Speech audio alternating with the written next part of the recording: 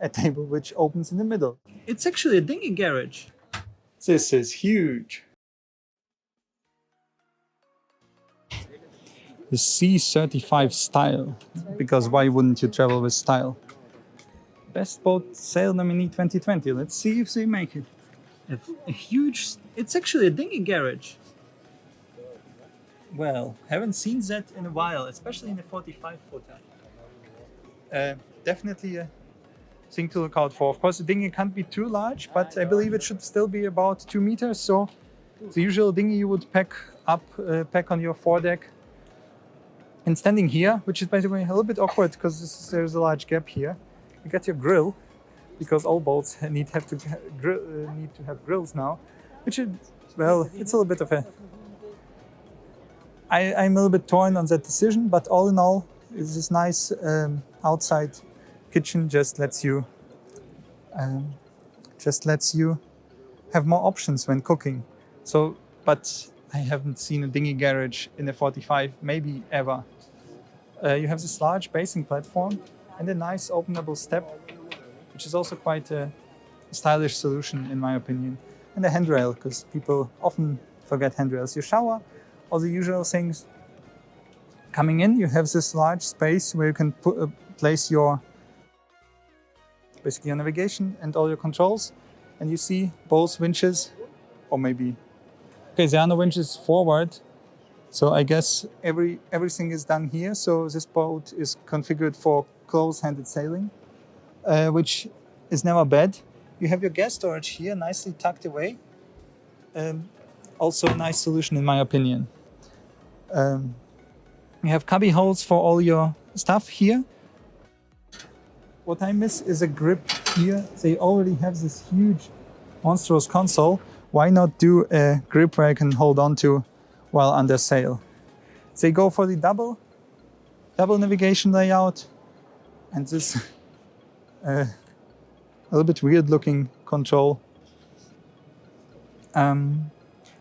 Visible indicators, always a must, I believe. And back here, you get a second gas storage for your spare bottle. So nicely hidden away, not obtrusive, and cubby holds all the way. And you also get your small fridge here outside for your grill, which I didn't notice at first. Another thing I haven't seen yet, this is a table which opens in the middle. So that way you can go all the way forward, but have your table. This is a novel solution and I like it. You see, I can't do it with one hand basically, but this whole thing lifts up like this. You have a comfortable bed, which is quite a bit wider than your usual cockpit sleeping area. But you can lift it up, have your table, or put it down and have your... They really did some work. Bavaria has really improved from what I've seen just a year ago on this very boat show. And you have your storage, which isn't too large, I have to admit. I'm not sure if they have storage forward, but be it as it may, it's a nicely done solution. And you have your sturdy grips here to go just straight to your way down. Your windows looking back. I'm not sure why the 37 didn't do it. And you have frameless hatches forward, all looking quite stylish, quite nice back here. Again, as usual, I'm not quite sure why the rail doesn't go all the way back, although you could use that part. And as we saw on the other Bavarias, these beautiful, just gorgeous rails here, they don't go for the door, they go for a hatch, but it can be packed away here. And I believe under me is a space for the safety, basically for the emergency flotation island. They keep the way down quite steep here as well. But just look at this kitchen. We saw it on another boat. Those refrigerators are just so much easier to load and unload. They go for a deep sink, although I have to admit this part, so it's quite heavy. But they do a small protection here, which why not?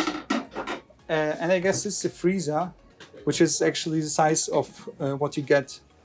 Like on other boats, this is all you get. Here you get those. This one from Isotherm. When I'm not mistaken, it's another 120 liters of fridge space. All nicely done, and finally a sturdy grip here for you to use. Another thing which I believe all boats should have, but somehow only the most expensive ones get, is first of all a light, but also basically your ventilation here. A real ventilation in a boat, because a boat is a place where you especially would need such a ventilation, because otherwise everything stinks. Wine storage, thumbs up for wine storage. If you don't do it, everything stinks, because this is just an open space, as you see, which is nice that it's an open space, but you have to plan for it and make it in a way that all your fumes from cooking wouldn't get forward. I also like how they use this rail from the same material, to be able to hold onto when you're moving here. So it's basically a hidden handrail here. I'm not sure why you would need two, why this couldn't be self-opening in some way. There are ways to make it open with the door, which should have made it nicer. You get this very spacious cabin. You see, on the 45, this whole space is quite far back, and as you saw, this locker is kept quite small, so you have a very comfortable space here. You go for a large window, which is always good. I can't stress it enough. Windows are just these things to have in small spaces. Windows and mirrors. Interesting enough, they go for a small window here, which looks so tiny and teeny tiny. Nice window. And they go for two more windows here. By the way, look. It's about 2 meters standing height here, definitely even for taller people. All in all, nicely done. So this is all quite high over your bed. That way you don't feel cramped in any way. And you have a large hanging storage back there. You feel that it's a 45, especially as it's a 45 with a 3 cabin layout. So they didn't push a 4th cabin in this variant. That way they just have space for everything en masse, basically. What you get on the other side is a mirror cabin. This is a starboard aft cabin, and you get your huge shower here. Actually a toilet with a separate shower. When you go in, you already have a mirror, which is nice. See, these are the floorboards I started to hate on the 37 because they already do some noise.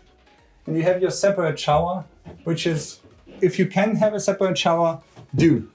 Because this just lets your other space be dry. You don't have to worry about it. You can close this double door and not worry about it at all. They don't use curtains, which, as you know, I hate. What I miss is a space where you can hang your wet clothes, because this would be the perfect space for it. And I'm not sure why they went with this wooden surface here, if they already basically went for no wooden surfaces in there at all. But you have your ventilation, which is important.